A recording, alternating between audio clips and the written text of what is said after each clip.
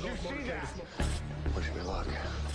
You think you're tuning in to watch the hit Designated Survivor. This is a man who is the most unlikely president in American history. So help me God.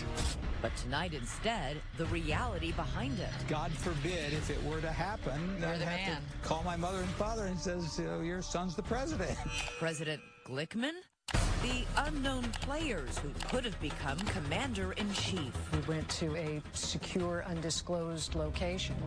The top secret hideaways if Washington were reduced to rubble. Welcome to the bunker. Entire underground cities ready for action. This feels kind of scary. And the one time in American history when no one knew who was in charge. He was wounded. President Reagan wounded in surgery. Secretly recorded tapes about it, heard for the first time tonight on television. They are beginning to operate now, but it's not for publication. The scramble for control. As of now, I am in control. The secrets are there for a reason. And tonight, we're letting you in on them. The real Designated Survivor. Good evening, I'm Elizabeth Vargas here in Washington, D.C. On the premiere of the new hit series Designated Survivor, you saw the Capitol behind me go up in flames. Complete fiction. But tonight, the real story behind the idea of a designated survivor. The history, the secrets, the close calls, and what it's like to play the president. The President of the United States! Every year they gather in one room. The president, vice president, both houses of Congress, the Supreme Court, all our nation's leaders for the State of the Union. There is no greater display of America's democracy, and there is no greater target for terrorists. That's why, since the Cold War, a cabinet member is selected to remain out of the room, the designated survivor. A fact that did not go unnoticed by Hollywood scriptwriters. It's amazing somebody hasn't thought of this idea before. No, and I agree, because it's so obvious. Let's roll sound. Kiefer Sutherland might not be the obvious choice for the role of President Tom Kirkman. Audiences remember him best as the high-octane action hero Jack Bauer from the mega hit 24. You better put that down. Now Sutherland has ditched the automatic weapons and C4 explosives for a character who navigates crises with chutzpah, humor, and humanity. Much of it conveyed in that trademark intense whisper. There is nothing more dangerous than a pawn that thinks it's a queen. Jack Bauer was such an isolated character dealing with the worst of the worst. This is very different. Did you see that? When it actually happens, Yes, sir. I think he goes into shock. I'll let him know. It was the one thing that I wanted to play in the car when I'm being taken to the White House with my wife. In your jeans and hoodie? But I think he's in shock. Sir, you are now the president of the United States. How much research did you do for this? Absolutely none. I don't believe in research at all. I'm kidding. No, Oh. I'm kidding. I'm kidding. Like, wow. You know, I'm a history buff. Sutherland modeled his character on another wartime president, Franklin Delano Roosevelt. The only thing we have to fear is fear itself. How do you inhabit a character who's suddenly thrust into the most powerful position on Earth? You use your imagination. I consider myself a physical actor, so wardrobe matters a lot, surroundings matter a lot. They seem to inform behavior for me. Scrambled eggs. Sutherland says the show works because it's not just a political drama. It is also an intensely personal one. So we have a family drama. What happens to the family It's not just overnight? you thrust into. A choice I've made has completely changed the life of my family. And then there's the thriller part of the story, which is very much 3 Days of the Condors. What if this bomb wasn't meant to explode? What if they wanted us to find it? Who's responsible for this? President Kirkman has been confronted by enemies domestic as well as foreign, from the treasonous governor of Michigan With all due respect, sir, I am the president. Not mine. to his disloyal congressional counterpart, played with Machiavellian flair by Virginia Madsen. Earlier, you said that you didn't want this job. Was that the truth? Yes. For now. Kirkman also faces an inquisitive press. In episode 3, I played myself. We have sources who are telling us President Richmond fired you from his cabinet on the day of the attack in the Capitol. Mr. President, were you fired? Sir? I'm sorry. Can you excuse me for 1 second? Of course. Thank you. As his character rises to the challenges, Sutherland's job is to convey Kirkman's transformation from the wonky, bespectacled HUD secretary Mr. President, your glasses. They're not very presidential, sir.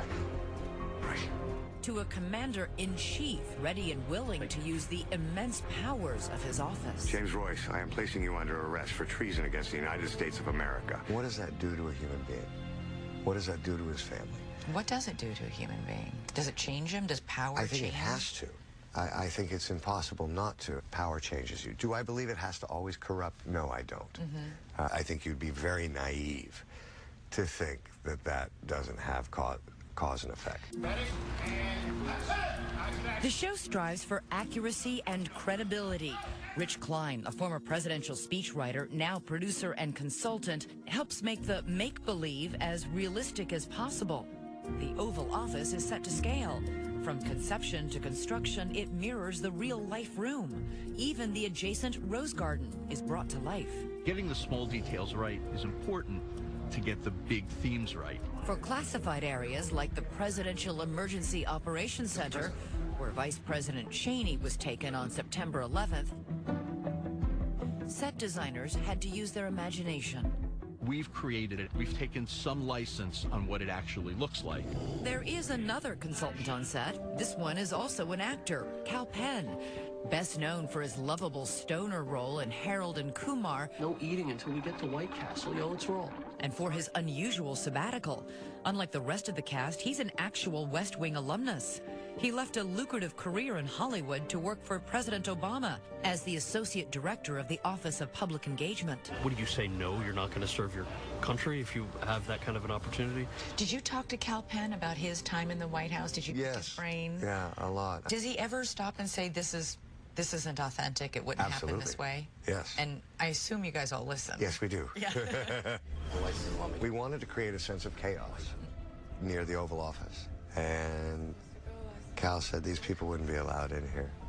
And I said, no, I would expect not. But in the circumstance, he said, no circumstance. Did you change it? Oh, yeah. Yeah, right away. One thing the show nailed. It's a ghost. Strike the enemy. Yes, sir. Perhaps to an extreme, is the degree to which any president is under constant scrutiny and stress.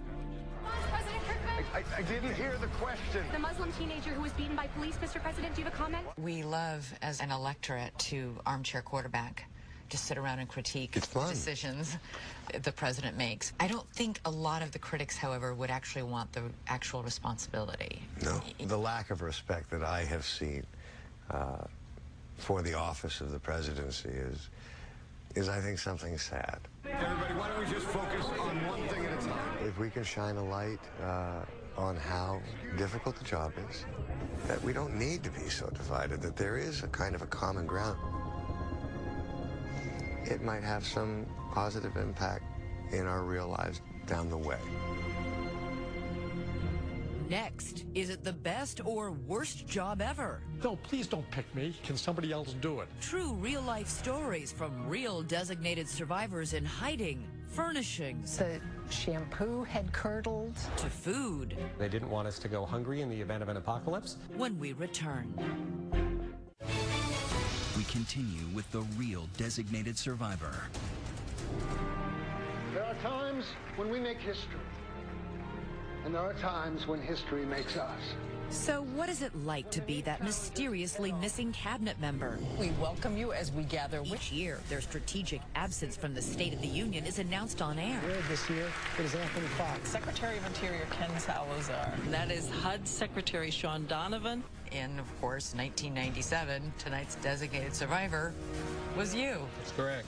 Dan Glickman. He is neither a name nor a face you would easily recognize. Just ask this child, given the task of introducing him at an event. Secretary of Mr. Dan Glickman. Dan Glickman. And yet, had things gone horribly wrong on the evening of February 4th, 1997, today we might be teaching school kids about the fortitude and wisdom of President Glickman. The Secret Service called and said they wanted to come over and talk to me. It was the start of Bill Clinton's second term, his first State of the Union since re-election. The President of the United States.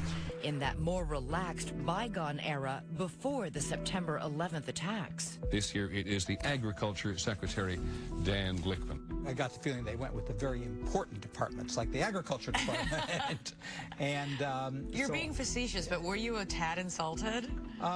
No, because I figured that it would be a nice thing to put on my resume, and God forbid if it were to happen, you know, I mean, I'd have to call my mother and father and says, your son's the president. So I didn't have a lot of preparation for it. I had very little background as to what would happen. They didn't give you briefing books? They didn't give you a national security briefing, let you know? Glickman was allowed to choose any destination outside of Washington, D.C., so he picked his daughter's Manhattan apartment, where he traveled in unfamiliar presidential style, with a security detail and even a small motorcade. I flew up on Air Force airplanes, and there was a policy person and the military person, I presume, with the nuclear code, and a physician. And all these people sat with you at your daughter's apartment? Well, they stayed downstairs. Right. I went up to her apartment, and we watched President Clinton. My fellow Americans, the state of our union is strong. Were you nervous? Were you tense? Not particularly. I think that I felt like it's going to be okay. Nobody's going to do anything. Of course, that nonchalance vanished forever on September 11th. Today, our fellow citizens, our way of life, our very freedom came under attack. The military is responding by putting its forces around the world on the highest state of alert. The government did not know if more attacks were coming and where. Gail Norton, George W. Bush's Secretary of the Interior, was one of a handful of high-ranking officials sent to secret locations. We went to a secure, undisclosed location. I know you can't tell me exactly where you were, but can you sort of describe what the conditions were? The shampoo had curdled. The deodorant smelled bad because it was all so old. It was clear when you got there that it hadn't been used in a while. It had not been used. 4 months later, she was pressed into duty as the first State of the Union designated survivor after 9/11. As we gather tonight, our nation is at war, our economy is in recession, and the civilized world faces unprecedented dangers. Because we had seen what happened with 9/11, it was much more a real concern than it had ever been before. People took it more seriously. There's always that nagging doubt in the back of your mind saying, but gosh, maybe something could happen. Norton even prepared her possible speech to the American people. I didn't write anything on paper, but I certainly thought about it. At least along with the stress, apparently there are some perks. According to 2004 designated staffer Alex Vogel, yes, there are staffers in those bunkers too. It was the top-notch cuisine. I was pleasantly surprised that we were very well fed. I think we had steak and lobster and red wine, which was great. They didn't want us to go hungry in the event of an apocalypse, which was somewhat reassuring. But that said, Andrew Card, Chief of Staff for President Bush, says cabinet members weren't exactly clamoring for the job of designated survivor, preferring the airtime and access at the State of the Union. We had people here as early as 8:15 this morning staking out seats on the aisle. There are funny stories about, no, please don't pick me. Isn't it? It's not my turn. Can somebody else do it? Did your daughter, I mean, she obviously knew you were the designated survivor. Was she aware of... She called every one of her friends. She did? Yeah, I told her. As for developing an agenda for a sudden presidency, fortunately, none of the designated survivors thus far have had to worry much about that. In fact, Dan Glickman spent more time that night worrying how to get home. I remember one of the agents called me. They said, Mr. Glickman, the mission is terminated. And I said, well, why don't you all go home because I'll take my daughter to dinner. And we get out of the restaurant and there's a giant sleet storm. We couldn't get a cab. For an instant, the hand of history had raised him from relative anonymity to the cusp of greatness, and then gently but firmly put him back down. We waited and waited and waited, and we walked 10 blocks in the rain and the sleet back to her apartment. And 3 hours before, I was probably the most powerful man on the face of the earth, and I couldn't even get a cab. It's a great story about life, to be honest with you. You can fall just as fast as you go up. Next. This feels kind of scary. It is scary. Huge underground cities ready to house governments. Officials taken there in blindfolds. Kind of right out of the movies. And now we're taking you inside. Welcome to the bunker. When we return. This special edition of 2020 continues. Once again, Elizabeth Vargas. The idea of a designated survivor isn't just about a single person, but a whole way of keeping a government and a country going in the wake of a catastrophe. But the location where that would take place is beyond classified. So consider this for your eyes only, as ABC's Pierre Thomas shares the secrets above ground and below. It's a far cry from the polished marble and majestic buildings of Washington, D.C. Tunnels chiseled out of solid granite, bunkers hidden deep underground. They are the shelters of last resort for a government under catastrophic assault. Not just for the president, but Congress and the Supreme Court. Most are closely guarded secrets, but here's what we do know. From the air, you'd never guess that in the wilderness of Virginia's Blue Ridge Mountains, there's a massive facility called Mount Weather. We have to have a way to make sure that there will be a government if Washington, D.C. is attacked. Andy Card, White House Chief of Staff of President George W. Bush, says these places are the heart of continuity of government plans.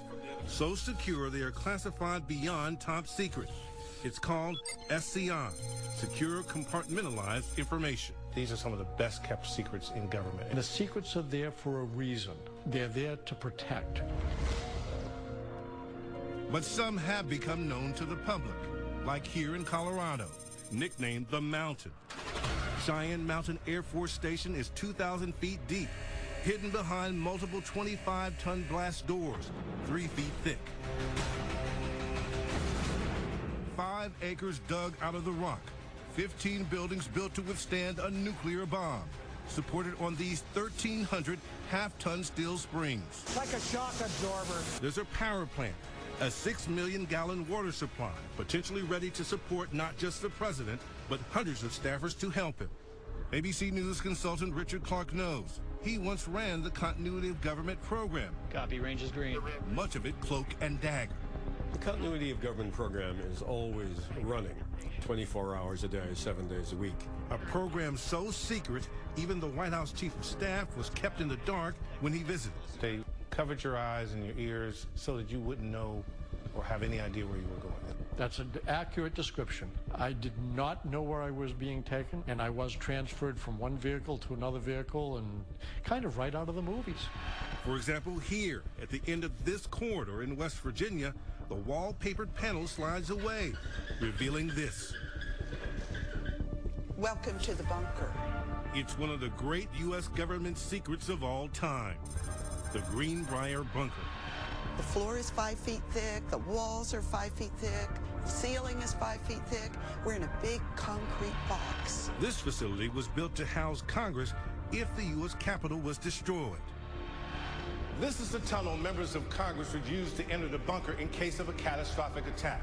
Sealed in by a 30-ton blast door, 60,000 pounds of concrete and steel to protect it. The Greenbrier Bunker dates back to the height of the Cold War. Nuclear devastation was a clear and present danger. And President Eisenhower went to the posh resort in West Virginia with a crazy-sounding request. You want us to do what? He asked them to build a 112,000 square foot underground bunker beneath the hotel and keep it secret. This was a serious matter that required novel thinking. Right. It's pretty phenomenal. It's a hell of a story. Greenbrier historian Bob Conti says it was ingenious. There was a ready-made cover story. The hotel was expanded. Somebody comes up with the idea, we'll build two buildings. We'll build an overt building and a covert building. We'll do it simultaneously. When the project began, the Lakeside Golf Course was 9 holes. By the time the project was finished, the Lakeside Golf Course was 18 holes. The dirt's got to go somewhere. Where did the dirt come from? The bunker. 3 years of construction later, there were 18 dorms, a hospital clinic, a giant auditorium with exactly the number of seats for every member of the House of Representatives, even a studio for TV broadcasts. This feels kind of scary. It is scary. All deadly serious. This is where they came to get cleaned off? These showers, designed for the newly arrived congressmen to be decontaminated from nuclear fallout. Up to 240 people an hour. No time for modesty. And the clothing would have gone in. It would have been burned in an incinerator in the power plant. After the shower, there would have been someone with a Geiger counter, and if you glowed, back you go. For 3 decades, the bunker was in a constant state of readiness, until one day, a Washington Post reporter found out. When this secret came out in 1992, how angry were people? It was very troubling, and we weren't happy when it was done. Someone described it as awful as if a nuclear bomb had taken it out. This bunker was in a state of readiness at all times. The Greenbrier bunker forced to become a tourist attraction. This is called the briefing room. And Congress needed a new secret backup home. This is the final planning conference for the national level. And where it exists, we don't know. But we do know the continuity of government plans were executed for the first time ever on that one tragic day.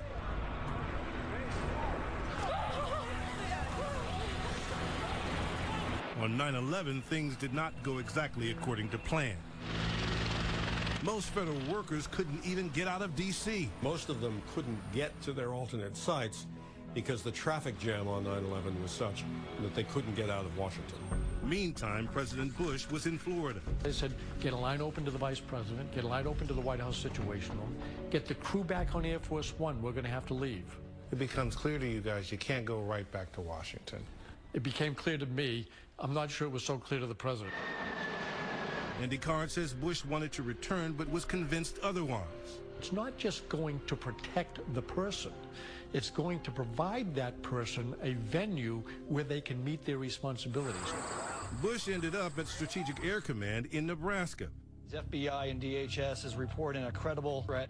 But were lessons learned after 9/11? Can we be sure that things would work any better if continuity of government had to happen now? No, we can't be sure at all. These are difficult issues for people to raise and deal with, and the easiest thing to do is put your head in the sand. Norm Ornstein founded the Continuity of Government Commission. He says since 9/11, no significant steps have been taken to address the problem. We have no plan in place if the Supreme Court or Congress are wiped out or decimated in any significant way. It is mandatory that we have our constitutional institutions in place as quickly as possible. Incredibly alarming, United States Capitol building in flames. Ornstein and many others are hoping the newfound attention from the fictional designated survivor will renew focus, forcing the federal government to truly answer 2 critical questions. What if, and are we truly prepared?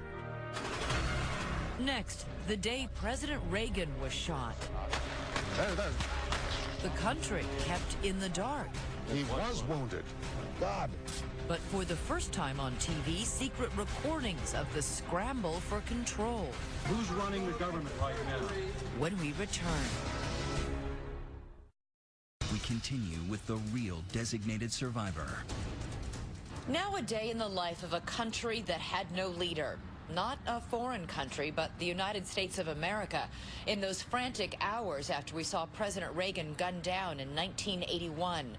But what we didn't see was the chaos going on, the competing claims of who was next in command. Martha Raddatz has the incredible story that very few people ever knew.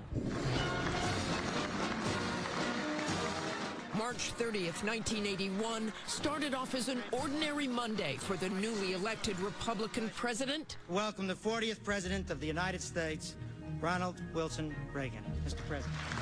Reagan gave a speech before the AFL-CIO at the sprawling Washington Hilton Hotel. When the president was in public, I made it my job to always be there, where the body was. ABC News White House correspondent Sam Donaldson. The term is often, in my day, called the body watch. At 2:27, a small group of press and onlookers were gathered outside the hotel. Right here was a rope line. Okay. And it kept everyone back. Del Wilbur is author of Rawhide Down, a book chronicling that fateful day. Rawhide was the code name given to Reagan by the Secret Service. The limousine was 15 feet away this direction. And he came out, he was waving, he was smiling. I began to ask him a question. The president began to turn when... There. The president was being pushed into his car, and obviously I wanted to see if I saw any evidence that had been hit, and I did not see any. 6 shots fired, 3 men down. The Secret Service swarmed the shooter. Unbeknownst to anyone, the 6th bullet had ricocheted off the limo door and struck the president. Reagan's complaining of pain in his back. He doesn't even know he's been shot yet. I think I hurt my rib or something. The press, including ABC's Frank Reynolds, also believed that Reagan was unharmed. The president was not hit. He was pushed into his limousine and immediately taken away to safety. But in the limo, his lead agent could tell something was wrong and secretly diverted the motorcade to George Washington Hospital as the president's closest advisors huddled in the Situation Room at the White House. 15:24 in the afternoon. This inner sanctum, typically eyes and ears only, but National Security Advisor Richard Allen broke protocol that day, making a split-second decision to record the proceedings with this device. God, what a tragedy. Heard here for the first time on television. We'll decide here what the hell we're doing. And that's the best way. Did anybody notice you were recording? Did anybody care? Nobody objected. I was running the meeting. My tape recorder, my table, my chairs, my rules. In the Situation Room, we hear discussions centered around the motives of the shooter. Do we have any information or any evidence of his being other than alone? There was a concern that it could have been a Soviet plot or someone inspired by the Soviet Union. Within the hour, the Secret Service identified the gunman as John Hinckley Jr. The spokesman said he appeared to have acted alone. But a crucial fact had still not been revealed publicly, that Reagan, in fact, had been hit. A bullet was lodged in his left lung, and doctors were preparing him for surgery. They are beginning to operate now, but it's not for publication. The public still believed that Reagan was awake and unharmed. Reagan was not hit. He was bounced around as the Secret Service agents flung him into the car. Is it right, do you think, to have kept the secrets that were kept at the time? Yes. And why? You had to be absolutely certain of your facts. I wouldn't want to be the one to communicate to the American public the niceties of an operation on Ronald Reagan's lung and heart. I think the right thing was done. I can confirm that the president has been shot once. When the news of the severity of Reagan's injuries finally broke, nearly 45 minutes after the shooting, it took even veteran newsmen by surprise. The president was not wounded. He was wounded. God. Now the advisors were faced with a dilemma. Who would run the country while the president was under anesthesia? One of the most consequential conversations in U.S. presidential history. Do we invoke the 25th Amendment or not? The 25th Amendment of the Constitution allows for the temporary transfer of power from the president to the vice president in a time of crisis. They desperately don't want to do this for political reasons. At that very moment, Vice President George H.W. Bush was flying back to Washington from Texas. Did you get to George? No. Complicating matters, there was no secure phone line between the White House and Air Force Two. Is there any faster way to get him back? How do we alert him? The Russians are going to listen to everything we have to say anyway. So they're like, we're going to keep it quiet. We're not going to do anything. For almost 5 hours, the country would have no functioning commander-in-chief. When the White House press corps learned the president was in surgery, the question on everyone's lips. And who's running the government right now? Deputy Press Secretary Larry Speaks struggled for an answer. Pardon? Who will be determining the status of the president? I don't know the details on that. That's when Secretary of State Alexander Haig headed to the press room. At that point, I did not want us to go into the press room. Coming back again, the Secretary of State. But Al jumped right up on the dais, and I just went up after him. First, as you know, we're in close touch with the Vice President, who is returning to Washington. Al's knees were shaking, and his voice was cracking. There are absolutely no alert measures that are necessary at this time or contemplated. My first thought was, if he collapses, should I just let him fall and step up to the microphone and continue the briefing myself? He was that nervous. As of now, I am in control here in the White House. Haig's now famous attempt to calm the media backfired, sounding more like a power grab. Did you realize what effect it would have? You bet I did. Every person in that press room knew that it wasn't true the moment he spoke it. By nightfall, Vice President Bush returned to the White House. Reagan was finally out of surgery. The public never told in real time about the presidential power vacuum. When you look back at this, what lessons in terms of crisis management are there? Well, for me, it would be to tell the public everything you can reasonably tell the public without sending it into a panic. Is there not a way to do that and tell the truth? Can you keep calm and tell people what's going on?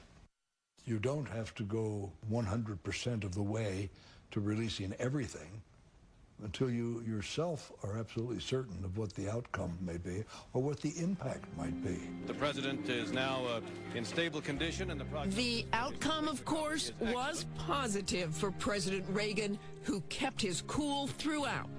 The consummate showman. Nancy Reagan, honey, I forgot to duck, was one of the quotes. He comes out of surgery. He's joking with his nurses. Can we shoot that scene over again from the hotel? Next, what if Air Force One ever went down? It actually happened to another country. Nobody is alive. Everyone is killed. But who or what caused it? With all due respect, sir, we need an enemy, and soon. When we return.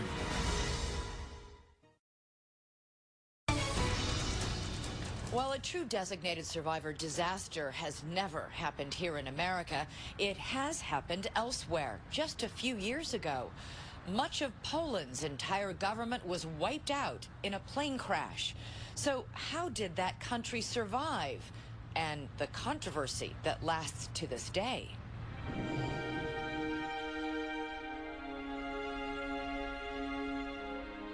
It was a quiet Saturday morning in Warsaw when President Lech Kaczynski boarded Poland's equivalent of Air Force One and took off. That's the plane there, captured on amateur video as it departs for a special trip with 96 very special passengers. It has the president, it has what we would call the Joint Chiefs of Staff, it has several secretaries from cabinet members. Well, I knew 80% of the people on board. They were leaving Warsaw. They took off to fly into Russia to a little place called Smolensk.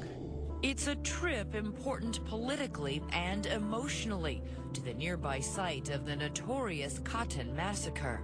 22,000 Polish officers slaughtered by the Soviet army during World War II.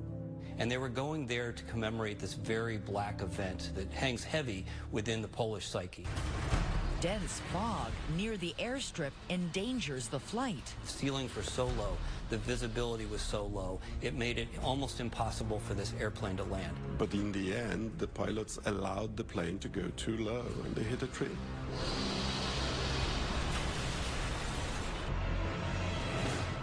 The plane crashed just short of the airport, and amidst the smoldering wreckage, there were no survivors. Foreign Minister Radek Sikorski had been invited to go, but could not. He's having breakfast with his mother when his phone rings. And I get a call that there is something wrong with the presidential plane. Soon the news is on television and the anchors are having trouble keeping it together. Deputy Speaker of the House, Jerzy Smajiński, was on the plane. His wife, Małgorzata, finds out he's dead from those television reports. It's unimaginable shock. I shouted to my daughter, who was still asleep. She ran downstairs. We both collapsed with grief. I can't describe it anymore. At the crash site and back in Warsaw, the scene is chaotic. The Prime Minister called an emergency session of the cabinet. Sikorski and most of the surviving members of the government race to their offices to grapple with the unprecedented crisis as the world reels from the news. Death of a president, a country in mourning tonight. Within days, the flag-draped coffins return. It was a terrible shock. Polish government was essentially dissolved. It was no longer. And yet, through the agony and grief, the young democracy remains stable. Trains keep running. The ATMs keep working. More importantly, the Constitution keeps working. The country needed reassurance that the government was continuing and that we will come through this. The line of succession is clear and unbroken. In accordance with the law, the head of parliament, Bronisław Komorowski, assumes the office of the president. Dobroć ojczyzny oraz pomyślność obywateli będą dla mnie zawsze najwyższym nakazem. Even though he's from the opposition party, nobody objects. Emotionally, it was hard. However, from the political point of view, the transition was actually quite smooth. So in that sense, we were torn between our emotions and our sense of duty. But the moment of unity doesn't last. In fact, the nation begins to fracture soon after people start asking, just how did that plane crash after all? Well, we know what happened because we have the tape from the black boxes on which you can hear the warnings of the system that there is terrain ahead and pull up. Terrain ahead. Pull up. Pull up. Crucially, Ganyard says the pilots were under immense pressure to land the plane regardless of the hazardous conditions, so the delegation could make it to its all-important photo op. They had somebody come into the cockpit and tell them the president will go crazy if we don't land here. So this crew is under incredible pressure to land the airplane, even though they knew that it was unsafe and they had very little chance of doing so safely. It was the worst organization you can imagine, of course, but it was only the decision of our president. He wanted to come, and he came, and he died. The implied negligence and recklessness stains the memory of the dead president, a stain the leader of his Law and Justice Party, who happens to be his twin brother, is determined to remove. How? By borrowing a page from the designated survivor script. With all due respect, sir, we need an enemy, and soon. The enemy in Poland isn't hard to find. It's always been there. It's Russia. Russian intelligence knew it was a plot and hostile act against the Republic of Poland. At the offices of the conservative paper Gazeta Polska, these journalists are devoted to the theory that the Smolensk tragedy was an act of terrorism, an assassination devised by Vladimir Putin to rid himself of a regional rival. You don't remember the Russian common practice of murdering their political opponents? And Kaczynski was such a great opponent to Putin. Their proof? Everything from this video of Russian responders tampering with the wreckage, questions about missing debris, disputes about the ability of a single tree to bring a large plane down, and claims that the Russians tampered with the cockpit voice recordings. Scientific researchers, documentaries, even a recent movie are devoted to the theory. And now we have 1/3 of the Polish people still believe that this airplane was either an assassination or a terrorist attack. Every month, mourners throng Warsaw's largest cathedral to commemorate the tragedy. The service is followed by a political rally for the Law and Justice Party. A wolność to prawda. Wolność to The Law and Justice Party won the 2015 elections. The new defense minister is now heading a new commission to investigate the case. But nobody has yet produced a consistent story, alternative to the official report, that would make the evidence fit into a logical sequence of events. So it's being used in a fairly cynical way to keep the party in power. Today, many of the dead are buried here in Warsaw's military cemetery. But just last week, the new government started exhuming their bodies, looking for forensic evidence of a bomb or other treachery. They will never be forgotten, but it may be a while before they can rest in peace. So perhaps you've learned a little something about how the real designated survivor came to be. Maybe we'll all enjoy the fictional one a little more. I'm Elizabeth Vargas. Thank you so much for watching. Have a good night.